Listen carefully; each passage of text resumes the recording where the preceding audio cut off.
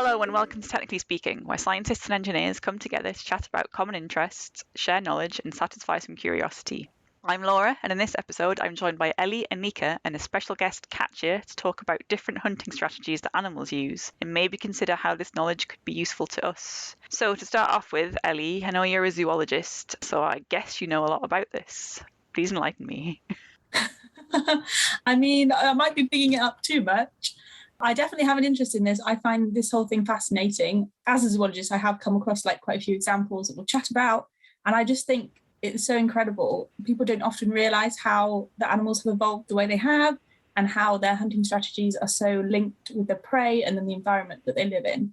So yeah, we're going to discuss some examples that I personally find very interesting, and hopefully you guys will too. Cool. So everything's linked. That's the first thing I'm learning. Katya, I think you've got a similar-ish story to Ellie's. You also got a zoology background. I know you produce your own podcast, so please tell us more about that and how it fits in with your zoology. Yeah, thank you for having me. First of all, this is very exciting. Ellie and I know each other. We did our master's together in wildlife filmmaking. And obviously it's a very, very difficult field to get into. So we just thought we'll just make our own podcast. So I host a podcast with our other friend who we did our master's with, Josh. And it's called Drunk on Porpoise. And essentially it's supposed to be a very relaxed, upbeat conversation about wildlife and science topics. I love it. I love the name. Are you intentionally drunk for every single recording? Yes. And I've been more drunk for some and less drunk for others, but I definitely always have a beer in hand. I like it. I guess that could lead to some really interesting varied conversations. Yeah. And also not so many good conversations. You'd be surprised how often I lose track of my train of thought. That's part of the joy. It happens to us all the time. Yeah. Anika, I know you're definitely not a zoologist. So what's your interest in animal hunting strategies?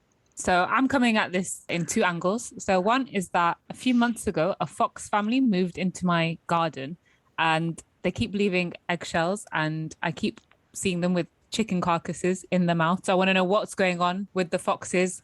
How do they get their food? Are they hunting in bins? Are they actually going and finding chickens somewhere and killing them? Does someone have live chickens that they're attacking? So I want to know more about the foxes. That's my one area of interest. But then also as an engineer, I'm really keen on what we can learn from the different techniques that animals use for hunting, because I'm really into biomimicry. I think it's really cool how we can learn from nature and apply it to our lives. So I'd be keen to learn more about that as well. Cool. I wonder where you were when you were doing our biomimicry episode. Maybe we should revisit some of those in a future material sciencey episode. Yeah, foxes in your garden. You live in Manchester, right? It's quite a built-up area there. Yeah. I think, how at the beginning of COVID, all these goats were taking over city centres. I think it's continued, but now it's with foxes. They're fearless and not nocturnal, apparently. I always thought foxes were nocturnal, but no, we have staring competitions quite regularly, me and the foxes. Wow. And I've definitely seen them wandering around Manchester occasionally when I used to live there. And you could hear them in the park at night doing things. It can be quite scary, the noises they make. If they're fighting, they can be quite high pitched. Yeah, definitely. They also have a mating scream as well. So that's why people often get worried, because they fully scream and it sounds like a human. Yeah. So often people are like, oh my goodness, what's that? And yeah, it's the foxes. So they scream when they're getting it on? Yeah. That doesn't sound quite right. But have you looked around your neighbourhood, Anika, to see if anyone does have chickens? Because some of my neighbours did in Manchester. No, I don't think anyone, not that I've heard or seen, I don't think they have chickens. Maybe someone was feeding them, because I don't know where they're finding that much chicken every day. Yeah, I can answer that. A lot of people feed them. Why do they do that? The foxes are not living in their garden. I know. A lot of people will feed them raw eggs just to eat on, or chicken. If you ever want to go into an internet hole, fox groups, I love fox groups on Facebook, it gets crazy. You'll hear discussions about what to feed the foxes and regular foxes that they come. People create entire narratives around these foxes that live in their backyard. Yeah. And they make a mess in my garden because they poo everywhere, they leave their eggshells everywhere, and then it's just really disturbing to see them just leave the garden and then 2 minutes later walk back with a giant chicken carcass in their mouth. Wow. I was taking the dog for a walk the other day and it picked up part of a corpse. Oh. I don't know what the animal was originally. It was quite well decayed, but I had to fish it out the dog's mouth. And it was a bit of spine with some ribs still attached to it, some decaying skin with some fur still attached. And then I had to hook what I think was a leg out of the dog's mouth. I had a dog growing up that always would like roll in carcass. Is that a thing? Oh, Isn't nature When they beautiful? find something dead and they love to roll in it, and it's just an awful smell. it's weird, isn't it? What's gross to us is something that they clearly like. Yeah. What can you do? We have foxes around here, so I live in a really rural area, but I have seen one a few years ago now chasing a rabbit across a science park on a Sunday morning. And the rabbit kind of ran past me and dived into the bushes, and the fox kind of went, "Oh no, there's a human, it's something bigger than me," and sort of deviated and turned away. So I saved that rabbit's life. Or you cost that fox its dinner. Maybe. I'll have to go round to Anika's and get a chicken. Yeah. Exactly. You get on the train to Manchester. But that is pretty much the most I've seen about foxes and their hunting strategies. Don't go near the human. The Manchester foxes seem to have it easy, I guess. Yeah, they're chilling. They're living a good life, eating a lot of food. More chicken than I eat. I can say that for sure. They are not starving. No. No. I think the thing with foxes is they're such like generalists. They're pretty happy-go-lucky. Like they will hunt if they need to, but if you've got someone that's willing to feed them a whole chicken carcass, like why make the effort, save the energy, and take your lunch for free? That's what I would do. Yeah. If someone brought me Deliveroo every day, I'm not going to cook dinner, right? Like, we're always going to do the laziest option. I mean, call it lazy, call it be conservative, whatever you want. I'd do that. Energy saving. There we go. That's the word I was looking for. Energy saving. Yeah, it's tough in the natural world, I guess. Yeah. But I suppose we do have a few more examples from our, can I call you guys tame zoologists? Channel Top Gear here. I'll happily take that title on. I don't know if I can commit to it, but sure thing. And have you guys got any examples of some less urban examples of hunting? I probably have the most unurban, rural, not quite the right word, wild hunting strategy that I've found. So this is quite a recent paper, and I love this so much. So basically, elephant seals hunt in the sea, as you might imagine, hunt fish. But what people don't realise is that in the deep, dark ocean, it is very deep and very dark. So they can't see. They're not using eyesight necessarily to hunt. And so if they're not doing that, what are they doing? And what scientists have discovered, and this perhaps is the best technique I've ever come across, is they put teeny tiny little infrared cameras on the cheeks of seals. A, adorable, B, fascinating. And they set them off, and seals can't see in infrared. So these were infrared cameras because obviously it's dark, so there's no point having a normal light spectrum. And they found that the whiskers of seals have a specific motion, and they call it whisking in the paper. I'm doing hand movements, but obviously you guys can't see. But they have like a specific, like imagine like a figure of eight sort of thing, and they whisk their whiskers in this motion, and that helps them detect changes in the water pressure, in the water movement, and then they know where the fish are because the fish are causing the changes, which is like mind-blowing. Wow. And also it's the same sort of thing that a land-using whisker specialist, aka a rat, would also do. It's the same principle of whisking round and round. Could they hunt this way? And you think, like, these animals have evolved this, will they eventually lose the use of eyes? Do they even need eyes? Like, it's so incredible to me. And there was also videos of it that you should definitely watch because it's just so cute to see the little cheek of the seal whisking round and round. Oh, just to kill its prey. It's very cute though. It's very cute. And also super effective as well. Like if they didn't have this, some of the fish are bioluminescent. So like obviously that helps, but it's not 100% reliable. And obviously like not all the fish that they eat might be bioluminescent, or you might on one specific day not see any. So if you want to eat regularly, which they often do, then you've got to whisk the whiskers and feel the vibrations in the water, like not even in the air. So cool. And I guess there must be other currents and things affecting their whisker movement. So the seal has to somehow filter all of that out to concentrate on motion from something that's a fish. Yeah, I mean, I don't know how they would necessarily do that, but I think perhaps if there's more than one seal, like, can you tell that that is another seal and not, you know, a shark or like something you don't want to eat versus your fish? Like, do they have specific ways of doing it? I don't know, but I just think it's awesome. And you can read the paper and discover more because it's really very cool. You said this was a very recent discovery this year. Yeah, this year. The paper came out 13th of June. So not even a month old. It's really recent. But probably encapsulates like several years worth of research. Yeah, definitely. Well, they said also that they had 9.4 hours of video data from like the 5 seals that they studied. And I can just imagine like these poor researchers like sat there like watching 9 hours of seals whisking Like eventually, like it's cool, but at some point you think, Not that cool. maybe I've had enough now. I'm picturing like tiny little GoPro, like just attached to like little whiskers. That's exactly what I'm picturing. I mean, I know like it's a bit more complex than that, but I'm just like little tiny GoPros, just like. They called it newly developed small cheek-mounted video logger with infrared light. Catchy. Short form for that, or Like teeny tiny GoPro works well, I think, basically. Yeah. Yes. But who decided that seal whiskers, we need to find out more about that. Let's develop a tiny camera and put it on their faces just for this one purpose. right?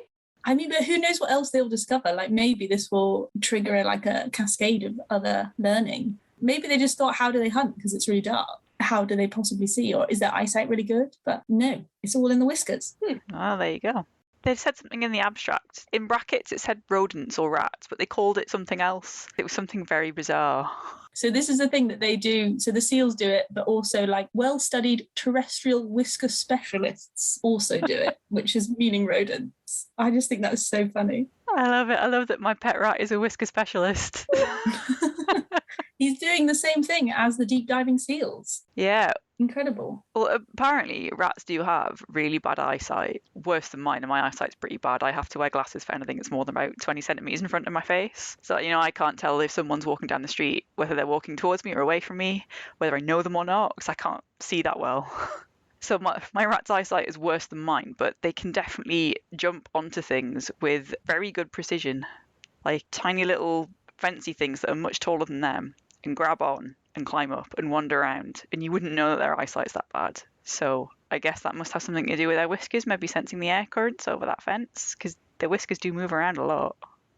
Yeah, it's got to be, I'm sure they're to do with like depth perception as well, like not meaning underwater depth, but like the way you observe where things are in relation to yourself. So if you have good whiskers, it helps you realize that what's in front of you is only a meter away or is a jumpable distance. Whereas if you didn't have that, like obviously humans don't have that. And some people, including myself, have terrible depth perception and are really clumsy. And I often, like in a new place, I will walk into windowsills and door frames and hit my arms on showers because I have no clue how close it is to me. And I just fall over all the time. Are they related to mustaches in any way? Should we ask a load of mustache owners whether they have better depth perception? Including myself, I'm a proud mustache. How do you rate your depth perception? Not great. So maybe they're not. So it does nothing for us. Yeah. I find it in the car as well. Like parallel parking is hard, full stop, but I genuinely have no clue how close I am to stuff. Like if I didn't have wing mirrors, I would hit many, many things, I think. But no one ever does, don't they? When you get into a new car, you always have to figure out where your reference points are, and you're always kind of guessing until you either get it right or get it wrong. Yeah. I wonder if we can adapt the seal whisker technique to like something like a car or maybe a submarine. Instead of a parking sensor where it beeps when you're closest to it, it would be like the same system of like the whiskers being like, oh no, vibrations are too strong. Stop, don't reverse anymore. Submarine's a really cool one. I didn't even think of that. That would be really incredible technology. I mean, obviously maybe not like to that extent, but that kind of idea. But it's like sonar, right? I think so. The whales obviously do that, and like dolphins and that sort of species would do that. The seals are not playing that game. They're all about the whiskers, which obviously then whales don't have, so it makes sense. Yeah. Isn't it funny that people realised sooner that certain sea animals use sound waves to detect things, but the whiskers was more of a mystery until now? Yeah.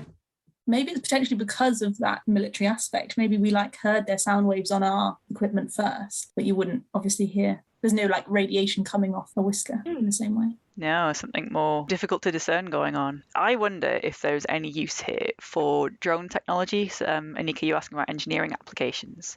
I suspect that trying to fly a drone outside is really difficult. It needs to be quite a calm day usually, doesn't it? Yeah. What if your drone had whiskers on that could sense what the air currents were at different locations as it's flying and adapt accordingly? Maybe it's a kind of technology that could be applied to self-driving cars, for example. I think that would be a really cool application. Yeah, that's a good point, because there were some self-driving cars that crashed because they thought a white van was a cloud or something like that, because it looked similar to the visual sensing technology. But obviously, if you've got whiskers, you don't have that problem with detecting different colours. Yeah, God, can you imagine that, having to report that back? All right, back to the drawing board. We can't do anything with white guys. Back to the blueprint. How ironic that it was a white van. They always get a lot of stick for not being able to see. If you ever tried driving a white van or any van, it's not that easy. It's understandable that you've got this massive blind spot. You just have to go for it. But if you've got whiskers, Maybe. I'm totally adding, I'm adding to the list of animal traits that I want, Ellie. I don't just want a lamprey mouth. Tail, wasn't it? A tail was the last one. Yeah, I still want the tail. I still want the tail. Yeah. To help with the clumsiness, to help with the depth perception, maybe I should go with the whiskers instead. It's a big satellite dish. This is where it's headed. This is my ultimate goal. Just become a rat I'll just become a rat. or a seal. I guess there are probably a few more things we can learn from the animal world as well. Have you got another example that you want to share, Ellie or Katja? I have one. I mean, we talked a bit about mimicry earlier today when we were discussing it. Tree ocelots mimicking the sounds of adolescent monkeys in order to lure adult monkeys into striking range. There's a lot of evidence that they do this. They have never observed it to actually be successful in terms of actually capturing a monkey for food. But it does lure them to the point where they're in the vicinity where they can strike. They've just never seen it actually be used successfully. But it's one of the first instances of a feline using mimicry to hunt, which I think is incredibly fascinating because they call it psychological cunning, which is scary enough to begin with, because we see it a lot in lots of animals, but we've never seen it before, or this is the first instance seeing it in a feline.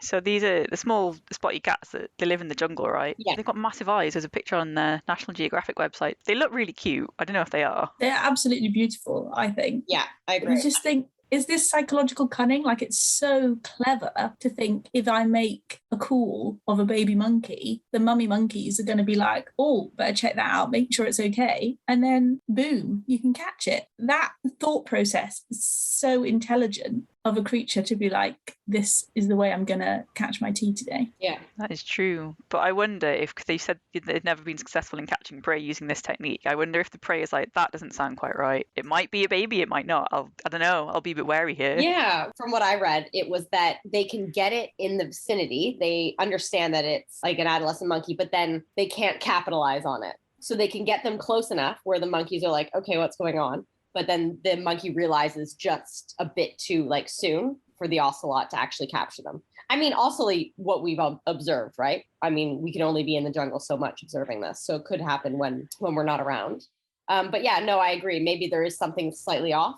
Yeah, it's avenues to explore. See, you've now got me wondering, Katja, with the premise for your own podcast, Drunk on Porpoise, if there are a bunch of ocelots sitting around a bit drunk going, you know that noise you made? That sounds a bit like a baby monkey. Can you do that again? Yeah. That's amazing. It's just them at the pub, like when we're all down at the pub and we're like, do that impression. Do your best accent. That's just them. They're just, screwing them out. You know what? Would not put it past them. I really wouldn't, right? There must be some fruit in the jungle that kind of falls to the floor and rots and turns into alcohol. There is. Starts to ferment. Yeah, I've done an episode on it. Oh, yeah. I was like, if I'm getting drunk, the animal kingdom's getting drunk. This is totally feasible, and that they could be drunken ocelots sitting around going, that sounds just like a monkey, do that again. And then all these monkeys going, what the heck, is that Dave? Is that Steve? What's he doing? I love that idea. I know we're not really supposed to anthropomorphize animals, but I love that idea. It's one of those ones I'm not entirely sure how we could use that in engineering. I don't know if you can think of anything, Anika. What, getting drunk in the jungle? Sounding like something else to attract something else that an engineer would find useful. That took a really weird turn as I was saying that. Yeah. I suppose it's sort of similar to I was going to say magnets, in just that you can use one thing to attract another thing, like magnetic forces. But I can't think of how making a sound that sounds like another sound would be useful, like in a modern engineering setting. But if anyone else can, tweet us, because we would love to know. Yeah. Yeah. I was just thinking mimicry. Can we use mimicry as kind of a jumping off point for anything? Yeah, honestly, I can't think of an application for the sound thing specifically, like mimicking someone's sound within engineering. But I guess there must be ways that you have to let sensors know that something's there, or, things like that. That's the only kind of application I can. I was just thinking about, have you guys seen Man vs. Bee? Oh, Mr. Bean's new show. Yeah. On Netflix. So they have a coded alarm that keeps going off, and it's voice activated. Oh, that's to the woman that owns the property, and she's like a very posh person, and so he mimics her voice to turn the alarm off. So it's like the same kind of principle. That's a good one. Well done. So we can use it to break into people's houses. I was just going to say nefarious purposes is the only thing I could come up with. instead of face recognition, you can have voice recognition, I guess, yeah, for certain things. That's a really good one, actually. I've got to say, I think there are a few birds around here that are really good at mimicking human-made sounds, so like car alarms and mobile phones. There is, I think it's probably a starling, but I think someone's been watching too much Star Wars because it sounds exactly like R2-D2. It does it every single day and it always makes me laugh. That's amazing. Yeah, starlings are notoriously really noisy and good mimics. Yeah. What about parrots? Is there mimicking of humans? Is that a hunting thing?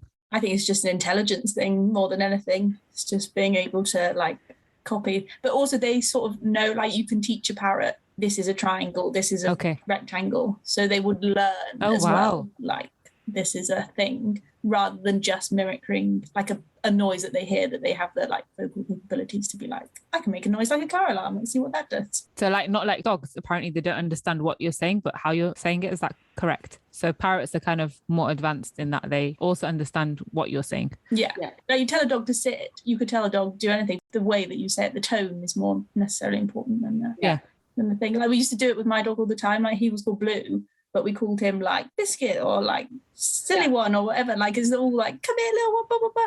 It's that sort of thing that you're doing rather than the actual name. Very cool. Shall we move on? Should we go for another watery one? Yeah. Cool. And then So I see the word sharks on my screen. Who was it that found this one? that was me. This one was incredibly fascinating to me, especially since I'm a huge shark lover and I did not know this was a thing. And so I thought, oh, this must be a really recent study. It's from 2015. So I was a little annoyed I didn't know it. But essentially, white sharks use the positioning of the sun to hunt. This was done by Charlie Huveniers at Flinders University in Australia. And he basically conducted this study where they found that in the morning, white sharks were more likely to come from the east to attack their prey, and then in the evening, more likely to come from the west. So they were kind of hidden in the shadow, and the sun's glare illuminated their prey better. But also they think the glare on the water stopped the prey from seeing the shark approaching before it was too late. So they did a study of like 44 white sharks, and they observed 1,000 attacks over the course of a period of time. And they found that, they would use the positioning of the sun to determine what angle they came from to attack their prey. I wonder if they're like doing this consciously. Yes. On overcast days, they didn't seem to have any set direction they came from. But when the sun was shining, it was very much clear that they would come from one way. So obviously we don't know if it's like this is an instinct thing or an adaptability thing. But yeah, no, I think they do really know that the sun's this way, so I'll come with it this way. Oh, that is psychologically sinister, isn't it? Isn't that? I just have the Jaws theme tune playing in my head now. Like, they've thought about it. That's what blows my mind with all of these creatures. Like, there's the intelligence behind the technique to be like, I need to eat, I have to feed. I'm not just going willy-nilly. I'm thinking, what's my best chance of success here? It's so cool. What's my strategy, essentially? Yeah. Which is incredible. Yeah. It's something you don't tend to think about in most animals, that they've actually taken the time to think, what would be the best thing to do here? I can't just go for it. That's not going to work. What else can I do? Yeah. Because they can't afford it, right? I mean, we have that luxury. They don't. We can go to Tesco's. Exactly. A shark could go to Tesco if it really wanted to. Really, really wanted to. Just a load of elephant seals like in the fish aisle. Couldn't be bothered to dive today, guys. Now that's a movie I want to see. Maybe that's where Anika's foxes are getting the chickens and the eggs from. Honestly, I think they are. The volume that they go through is just ridiculous. That's funny. Yeah, I was reading, I think it's a slightly older study about a shark that had migrated from, I think it was South Africa to Australia and back in about 3 months. They think she was navigating using the sun because she was quite close to the surface of the water and she went in a dead straight line. So she must have also known roughly what time of day it was as well, because the sun would be moving around as she was traveling. Yeah. I think that's so impressive. Do you think we could really confuse the sharks if we took like these Australian ones and moved them to the UK and split them across the hemispheres, and then they'd be like, wait, hang on, what time is it? What am I doing? Wait. Which way should I be going? Where's the sun coming from? Or there's no sun at all. It's raining a lot up here. Are we in Manchester? It's grey here. We can't hunt. Always partly cloudy. Oh, I love that. I do wonder if they do it more. If you had the same shark species, if you studied it in, like Florida versus Australia, do they do it more because it's more sunny in Australia versus like, does the climate affect it much? Or is it just a shark thing that they know that if it is sunny? We do have sharks in the UK, don't we? Not necessarily great whites, but there are other. Do we? Yeah, apparently. Whoa. I was reading about this just before the show, so I think Ellie and Katja can tell us more. We get quite a few. There's like basking sharks that come up sometimes, which are awesome. Are they the vegetarian ones? Yeah, the vegetarian ones. They don't eat like in the same way that a great white did. But I'm sure there are smaller, are there smaller, like little dog sharks and that sort of thing around the coast as well? Yeah, I think if you want to qualify a shark species, but not in the sense where we think about, the whites and the bulls and the tiger sharks, but we do have shark species of some kind. I guess I'm not likely to see them swimming around the coastline near me. Yeah. You might see a basking shark if you're very lucky. How do they bask? Do they just sort of come near the surface, or is it like seals basking on rocks? I don't actually know why they call basking shark. I've never thought about it, but I think because they're very big and quite wide, so maybe it looks like they're basking, but I don't know. I just know that they have enormous massive mouths, don't they? Yeah. I'll try and keep an eye out. So I go down the harbour quite a lot, and I've very occasionally seen a dolphin coming out of the water doing the dolphin-y thing. And I've seen porpoise in the harbour once. I think it was I assume it was a mother and a small child, but this is like 3 sightings of sea creatures in over 10 years. I'm going to have to spend more time on the harbour if I want to see a shark, I think. But seals, I've seen seals. Oh yeah, there's loads of seals around the UK. Not elephant seals, but we have 2 species, common and grey. Or if I get that wrong, I'm being cross, but I think that's what we have. Yeah, they're awesome. I've seen them, I think, in Wales and Scotland. Yeah, there's loads in Wales, like round Tenby and all those islands, Skomer Island. You can see dolphins around Skomer as well. I saw them near, it's closed now, but it was a nuclear power station, Wilfer. So that's the link between engineering and... They're around Formby as well, which is not that far from you. You can see seals in Formby. Yeah. Were the sharks at Wilfer attracted by like warm water that was being exhausted into the sea? Or they just happened to be there? I guess so. It must have been that there's warm water nearby, but we saw them. Yeah. The reason I asked that was because I can't remember where it was, but it was a jellyfish blocking a water intake or outtake. I assume it was outtake if it was meant to be warm water from a power station somewhere else. And it was a huge problem. Oh, wow. The jellyfish really liked it, and it wasn't causing them any harm. They just really wanted to be there because it was a favourable environment for them. That's crazy. Jellyfish near power station water. Can they give you electric shocks? Jellyfish. Are there electric jellyfish as well? Or have I just seen this in a movie and just made it in my mind that it's real? I don't think so. Okay. I mean, they're like stingy, but I wouldn't think they're not electric like an electric. Maybe I'm confusing electric eels with... Yeah, that's where I went as well. So maybe I think... Which is in the name. I wouldn't want to meet either, to be honest. Jellyfish freak me out as animals. Very creepy. I don't like it when they're swimming around me. I've seen them washing up on the beach quite a lot. I don't mind it then, when they're not moving. It's one of those things where I want there to be a fence in the way or like a window.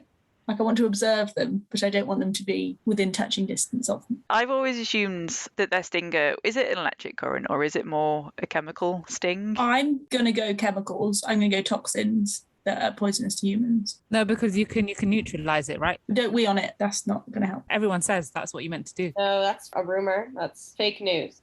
That's Friends' fault, that is, from that episode when we went to the beach. That's where I learnt it from. It's not a thing.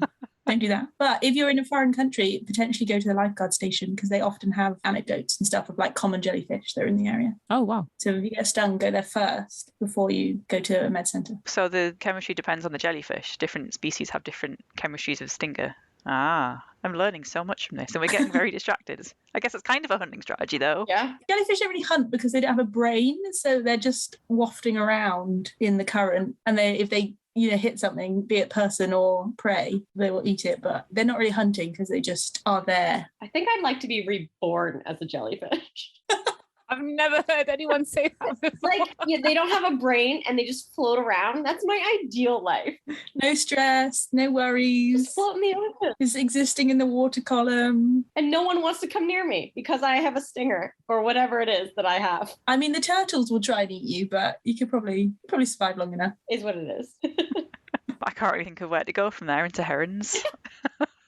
Let's just talk about herons. Was this another one from you, Katja, about how herons attract their prey? Yeah. So this is another interesting one because, the shark one, that's the first instance of like a non-human animal using the positioning of the sun to help them hunt. But obviously, this doesn't really count as that. But dark herons will cover with their wings an area of water And essentially the shade attracts the fish, which brings them closer to them, and then they grab them. And I'm not sure why the shade attracts fish, but I've seen it quite a bit. You see the videos of it. I think herons, they look like villains, Yeah. like movie villains. But also they're the ones that have learned how to bait fish as well. So they're like, you know how people feed fish bread? They'll get the bread and they'll use it themselves No. to like lure the fish closer. You can see videos of it on YouTube and stuff. They're like, if I feed the fish will come and then I can eat the fish. That's a secondary train of thought, right? Yeah. That's so fascinating. It's like, if I get this bread, I will use said bread in the water to attract a fish, because the fish will come for the bread, and then I will eat the fish. That's insane levels of thinking, right? And surely the heron must have observed fish eating the bread beforehand and people giving the bread to the fish. There's this whole chain of events going on. It's like learned the like consequence of this, you know, the bread being in the water. And then it's like, well, if a human can feed the fish bread, then I can feed the fish bread and then eat the fish. Or even sometimes they use smaller fish. So you get to catch a small fish first, and then the big fish come, and then you can eat a big fish. That's wild. That's some planning. There's planning involved in that. Yeah, they're scheming, aren't they? They put more effort and planning into their dinner than I do. Yeah. It sounds like a movie heist. It does. It's Ocean's 11. Ocean's 11, Heron edition. I'd watch that. Just the seals at the end driving the getaway submarine. All right, someone get their name on this right now before someone steals it. It's gold. I have possibly a really stupid question. Am I right in thinking that herons nest in trees? Yes. Good. In a heronry, Ah, which is a pleasing word. that makes sense. I just assumed because they were quite large that they'd live in nests, probably near water, kind of like ducks do, you know, they nest on the ground pretty much. But no, I saw them landing in trees and thought, hang on, the top of that tree does not look strong enough to support what looks like quite a large bird. Yeah, and also they nest like groups of herons nest together, I think, is a thing. Egrets definitely do it. So like multiple large birds in one tree, which is quite incredible, really. I just got images of like a really windy day and all these big birds going all different directions. Yeah, and also the babies are really ugly Really. as well. Like they do not look cute. Are they the ultimate supervillains in that case? I don't know, like sometimes you think you look at stuff and you're like, it's ugly, but it's still cool. But I mean, heron babies are just scruffy until they get their feathers through. Oh, But they are cool and very cunning. I mean, even just like a standard heron hunting technique, like where you just stand really still and wait for something to forget you're there. It's like crocodiles in Africa, like will just lie really still under the water and wait, and the water will be so still, like no ripples whatsoever. And then the poor gazelle or zebra comes for a drink and ooh, plastic ambush. Yeah. Get it when you least expect it. There's so many great like David Attenborough moments of crocodiles getting animals from under the water. so what happens if a crocodile and a heron are both fishing in the same pond and both have the same idea? Who eats who if they're both being really still? Are they both sitting there going, you move first? No, you move first. I reckon the crocodile would eat the heron first. Can they eat them? Unlikely, but also I feel like crocodiles would just go for it, wouldn't they? Just grab on and hope. I think the heron would just sneak in. I think it'd be just, the crocodile wouldn't even notice it. It would be just sat there in the corner and then grab the fish and leg it. And the heron gradually folds its wings out into this umbrella type shape over the crocodile's face. The crocodile's like, oh, it's a bit cloudy today. Am I in Manchester? The weather's changed. A shark appears just like following. Oh, we brought it full circle. Well done. I love when that happens. This is like one of those scenes, is it one of the Lion King films where they're all coming down to the water hole and because there isn't a lot of water, they're all kind of like allowing each other to drink. I'm like, that probably wouldn't happen in real life. That's just a cartoon. I mean, you do get multiple species at a waterhole, but it's probably a bit more. Boisterous. Yeah. Some species will go for it.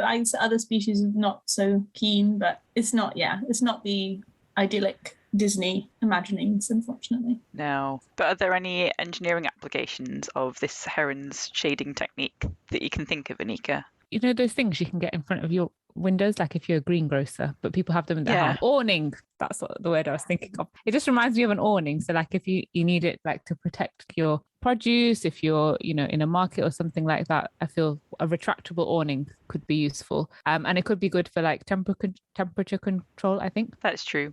Having something to introduce shade, especially in warmer climates, could be really useful, but that's adjustable. Yeah, see, I guess I'm thinking of like new engineering advances from these things we've observed from the natural world, but it's more like stuff we've probably been doing for quite a while that the animals just also happen to do.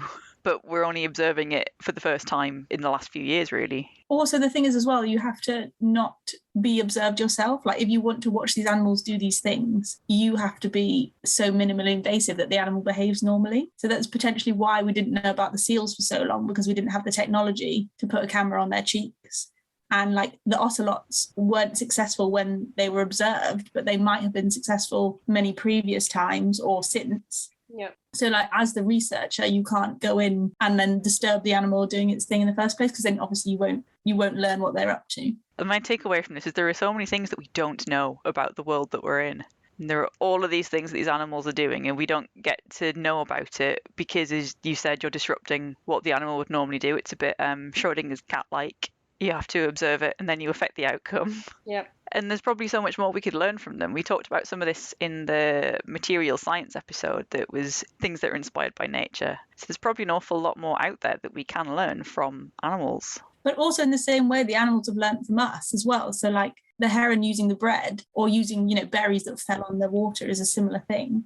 But like Anika's foxes have learned that people will feed them, or have learned that if they climb round the bins at the back of Tesco, they can get a free meal. You follow the good smells and see what happens. Or, your neighbour once had 10 chickens and now only has one because they've learned that's where the chickens are and they're quite tasty. So everything is connected, I guess. I feel like I've just unintentionally summed up the episode. So I guess that's a good place to leave it. Yeah. So if you've enjoyed this episode, you can find us on Twitter to carry on the conversation. Please let us know if you think of any applications or any other interesting animal hunting techniques we've not talked about. And there are other ways to get in contact with us, and you can look in our bio to find out what they are. We will see you next time, and thanks for listening.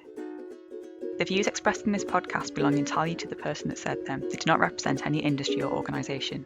If you enjoyed listening to these views, it would really help us out if you could rate us, leave a review and tell a friend.